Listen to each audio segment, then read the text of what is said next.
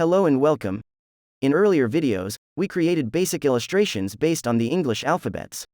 Let's continue with the following letter in the Letters of the Alphabet series. Let's make and learn. It's episode 16 and we're going to draw a pencil. The size of my artboard is 500 by 500 pixels.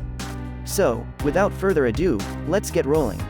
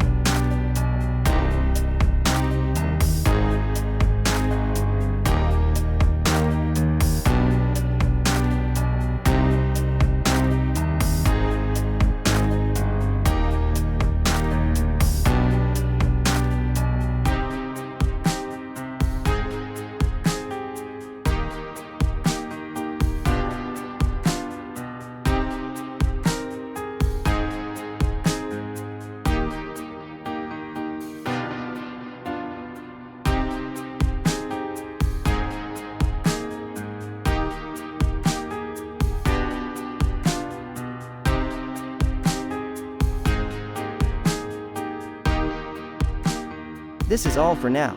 Thank you for watching this video all the way through. I hope you enjoyed it. Please be sure to like and subscribe. Until next time, happy learning.